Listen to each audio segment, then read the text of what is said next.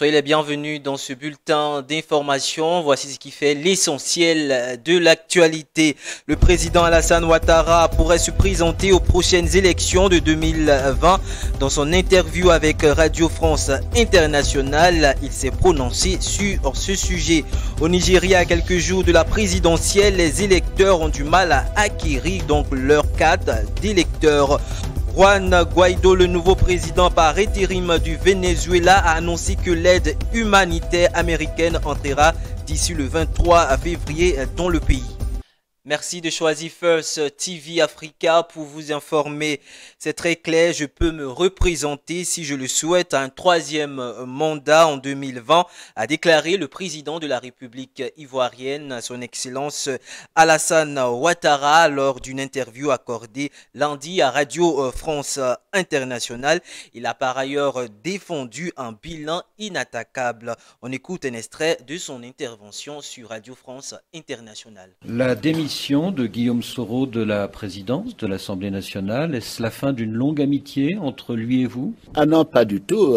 Guillaume Soro estimait qu'il était plus d'une idéologie politique qui n'était pas celle du RHDP, puisque le RHDP, les Oufouettis, nous sommes un parti libéral social. Lui se considère marxiste et donc je comprends que de ce fait, ce ne soit pas compatible avec ses convictions. Vous êtes des compagnons de longue date, depuis les années 2000, depuis notamment la crise post-électorale de 2010-2011. Il a été votre premier ministre après votre arrivée au pouvoir. Ce n'est pas rien quand même, cette oui, tout à fait. Non, j'ai beaucoup d'estime pour Guillaume Soro. C'est un jeune homme que je considère comme un de mes fils. Vous savez, j'en ai beaucoup au niveau de mon parti. Et il a été courageux, il a fait un travail important, il était engagé contre l'ivoirité.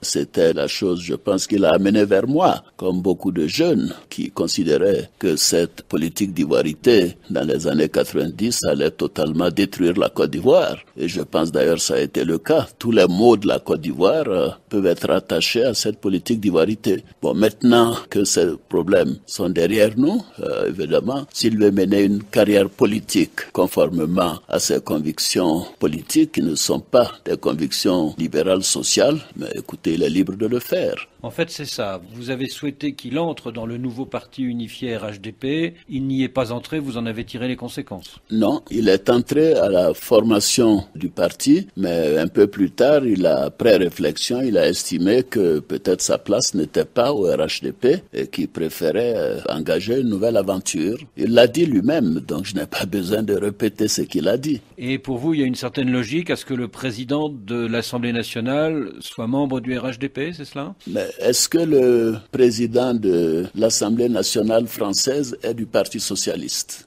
Donc il y a une logique parlementaire. Évidemment, c'est la majorité présidentielle qui désigne son président qui doit être de la majorité. Le RHDP est largement majoritaire, pratiquement les 2/3 du Parlement. Il faut bien que le président du Parlement soit issu du RHDP. Et est-ce que de facto, depuis sa démission, que l'on dit un petit peu forcée par vous-même... Non, je ne suis pas homme à forcer qui que ce soit. Nous avons eu de bons entretiens, il m'a confirmé tout cela. Il m'a dit qu'il voulait prendre un peu de temps.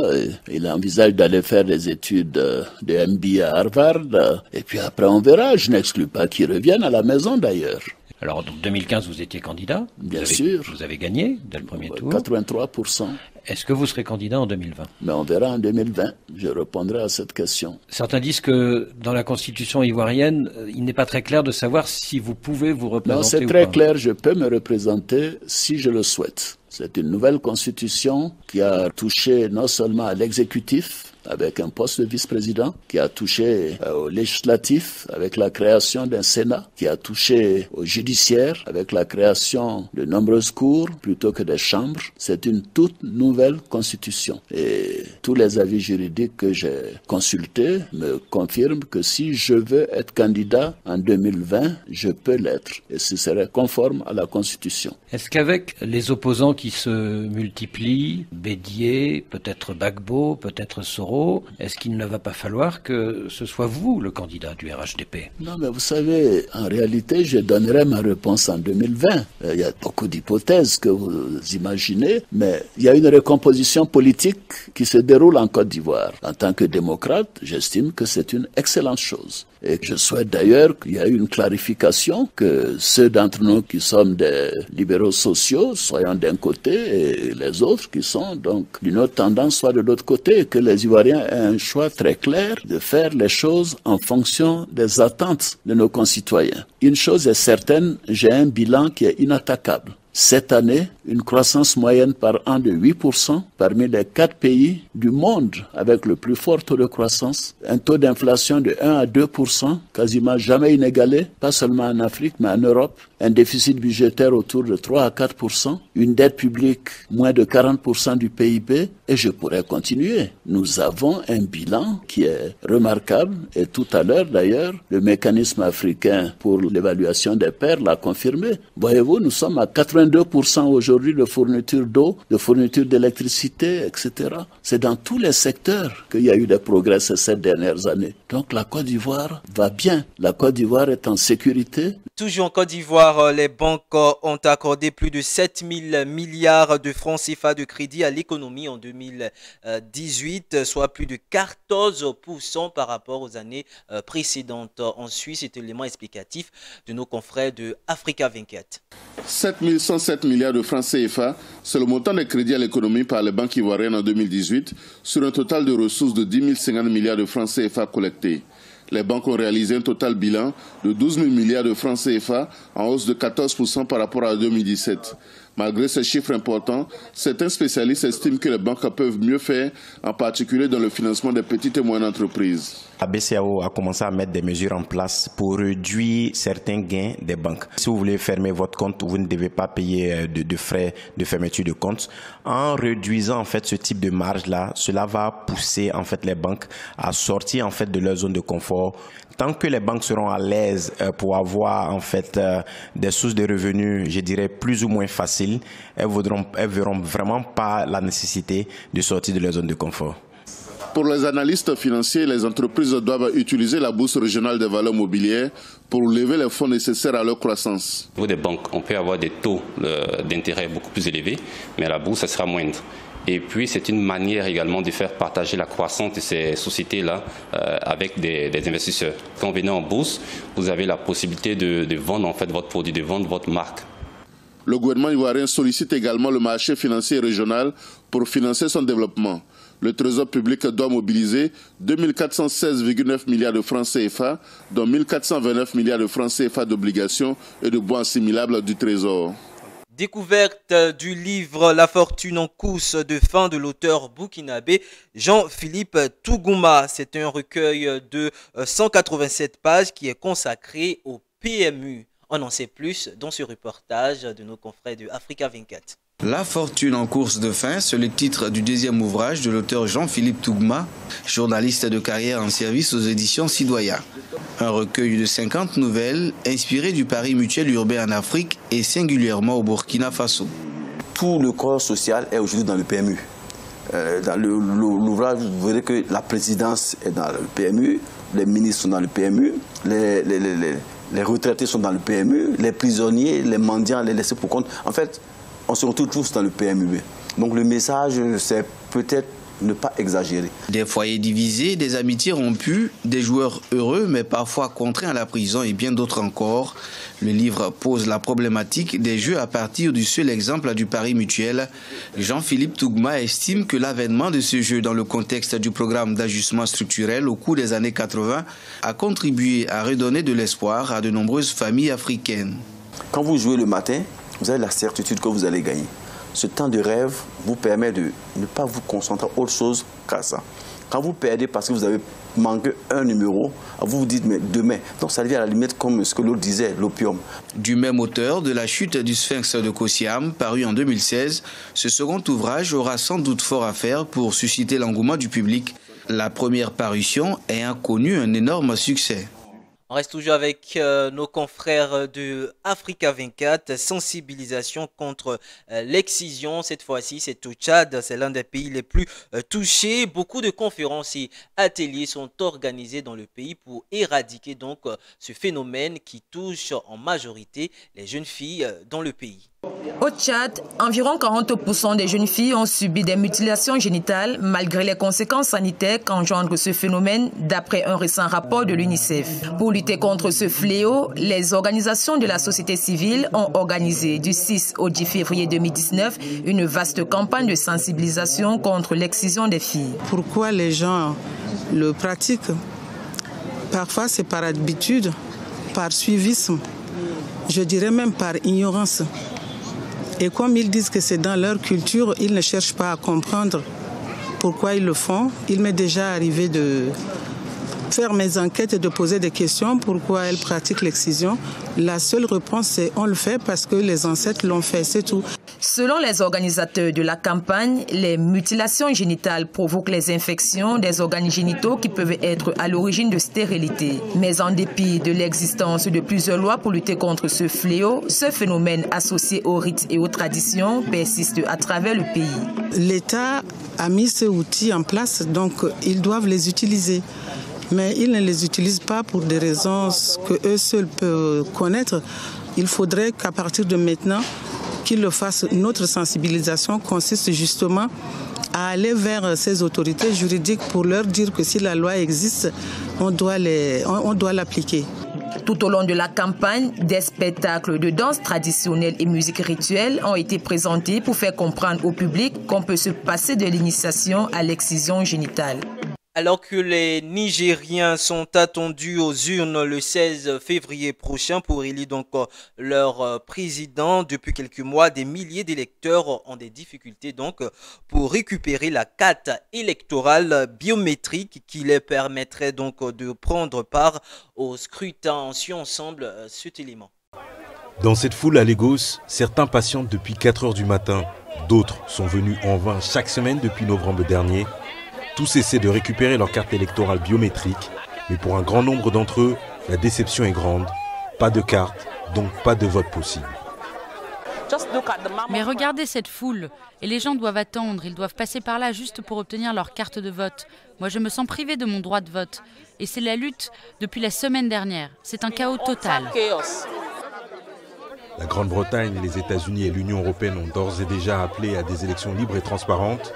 Les deux principaux partis nigérians s'accusent réciproquement de vouloir frauder les élections. Le retard dans la distribution des cartes d'électeurs est loin d'apaiser un climat déjà lourd en tension. Ce retard décrédibilise le prochain scrutin. Si nous n'avons pas la possibilité d'exprimer notre choix, cela signifie que l'élection n'est pas libre ni équitable. Le Nigeria a connu sa première alternance démocratique en 2015. Alors les Nigérians se bousculent pour avoir le droit d'élire le candidat de leur choix. Si certains auront bien le pouvoir de voter samedi prochain, bien des électeurs restent dubitatifs. Le Nigeria a connu dans le passé de nombreux scrutins pollués par l'argent et l'achat des voix. Nos votes ne sont pas à vendre, nous sommes Nigérians, le Nigeria nous appartient à tous, pas seulement à une minorité. Le moment est donc venu pour nous de bien faire comprendre que nous sommes ici pour remettre les pendules à l'heure. La commission électorale doit revoir ce système de distribution des cartes. Le processus est tellement chaotique. Et c'est là que la confusion commence. Les gens peuvent s'engouffrer dans la brèche et tricher. Près de 84 millions de Nigérians sont enregistrés sur les listes électorales. Mais à l'approche du scrutin, le nombre de personnes qui seront en possession de leur carte le jour du vote reste incertain. C'est un élément signé de nos confrères de France 24. Les élections présidentielles au Nigeria, c'est juste dans quelques jours. Deux candidats s'affrontent, le président Muhammadu Buhari et le chef de l'opposition Atiku Abubakar, un ancien vice-président. Qui sont-ils? On en sait plus dans cet élément signé Innocent Oseka. Les élections au Nigeria se tiendront cette année avec deux candidats. Le président sortant Muhammadu Buhari, 75 ans, candidat du Congrès des progressistes, et Atiku Abubakar, le richissime homme d'affaires investi par le principal parti d'opposition, le Parti démocratique. Muhammadu Buhari, actuel président du Nigeria, promet, s'il est réélu, un Nigeria plus prospère. Quant à Atiku Abubakar, lui ancien vice-président et richissime homme d'affaires et vieux loup de la politique nigériane, tente d'accéder au poste suprême à 4 reprises, mais sans succès. Il promet un Nigeria fort, avec des projets favorables pour les populations et une démocratie des plus irréprochables. Juan Guaido, reconnu comme président intérimaire du Venezuela par une cinquantaine de pays, a défié donc ce mardi le chef de l'État, Nicolás Maduro, en annonçant devant une foule de manifestants que l'aide américaine entrera dans le pays le 23 février prochain. Une marée humaine dans les rues de Caracas. Ce mardi, des centaines de milliers de Vénézuéliens ont à nouveau répondu à l'appel du président par intérim autoproclamé Juan Guaido. Une manifestation pour exiger le départ du président Nicolás Maduro, mais également pour demander l'arrivée de l'aide humanitaire américaine, toujours bloquée à la frontière avec la Colombie. L'aide humanitaire doit être acheminée aux hôpitaux pour sauver les gens qui meurent, les enfants qui meurent à cause des pénuries et des maladies qui avaient été éradiquées au Venezuela. Je demanderai aux militaires de bien vouloir se mettre du bon côté de l'histoire. Il faut que Maduro parte pour que le pays puisse renaître. Hors de question pour les partisans du président chaviste, également nombreux dans les rues de la capitale. Une marche des jeunes pro-Maduro contre l'intervention militaire américaine. Une option que n'exclut pas Washington, alors que le bras de fer politique continue. Voilà, c'est tout pour l'actualité. Rappelons donc cette principale information. Le chef de l'État ivoirien, son Excellence Alassane Ouattara, pourrait donc se présenter pour un 3e mandat pour les élections de 2020. Son interview avec Radio France International l'a bien confirmé. On suit ensemble donc un extrait à nouveau de son interview. La démission de Guillaume Soro de la présidence de l'Assemblée nationale, est-ce la fin d'une longue amitié entre lui et vous? Ah non, pas du tout. Guillaume Soro estimait qu'il était plus d'une idéologie politique qui n'était pas celle du RHDP, puisque le RHDP, les Oufouettis, nous sommes un parti libéral social. Lui se considère marxiste et donc je comprends que de ce fait, ce ne soit pas compatible avec ses convictions. Vous êtes des compagnons de longue date, depuis les années 2000, depuis notamment la crise post-électorale de 2010-2011. Il a été votre premier ministre après votre arrivée au pouvoir. Ce n'est pas rien quand même, cette oui, tout à fait. Non, j'ai beaucoup d'estime pour Guillaume Soro. C'est un jeune homme que je considère comme un de mes fils. Vous savez, j'en ai beaucoup au niveau de mon parti. Et il a été courageux, il a fait un travail important, il était engagé contre l'ivoirité. C'était la chose, je pense, qu'il a amené vers moi, comme beaucoup de jeunes qui considéraient que cette politique d'ivoirité dans les années 90 allait totalement détruire la Côte d'Ivoire. Et je pense d'ailleurs que ça a été le cas. Tous les maux de la Côte d'Ivoire peuvent être attachés à cette politique d'ivoirité. Bon, maintenant que ces problèmes sont derrière nous, évidemment, s'il veut mener une carrière politique conformément à ses convictions politiques, qui ne sont pas des convictions libérales sociales, mais écoutez, il est libre de le faire. En fait, c'est ça. Vous avez souhaité qu'il entre dans le nouveau parti unifié RHDP. Il n'y est pas entré, vous en avez tiré les conséquences. Non, il est entré à la formation du parti, mais un peu plus tard,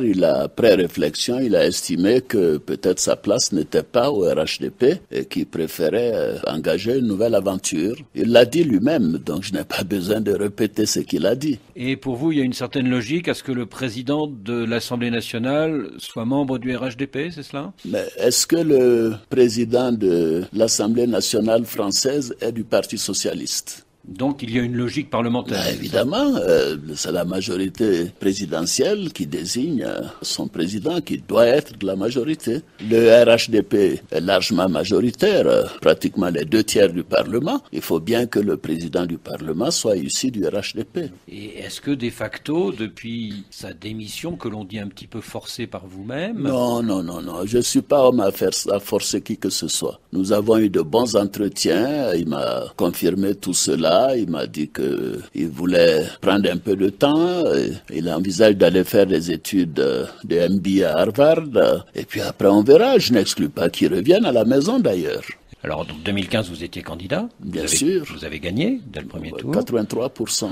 Est-ce que vous serez candidat en 2020? Mais on verra en 2020. Je répondrai à cette question. Certains disent que dans la constitution ivoirienne, il n'est pas très clair de savoir si vous pouvez vous représenter. Non, c'est très clair. Je peux me représenter si je le souhaite. C'est une nouvelle constitution qui a touché non seulement à l'exécutif, avec un poste de vice-président, qui a touché au législatif avec la création d'un Sénat, qui a touché au judiciaire avec la création de nombreuses cours plutôt que des chambres. C'est une toute nouvelle constitution. Et tous les avis juridiques que j'ai consultés me confirment que si je veux être candidat en 2020, je peux l'être. Et ce serait conforme à la constitution. Est-ce qu'avec les opposants qui se multiplient, Bédié, peut-être Gbagbo, peut-être Soro, est-ce qu'il ne va pas falloir que ce soit vous le candidat du RHDP? Non, mais vous savez, en réalité, je donnerai ma réponse en 2020.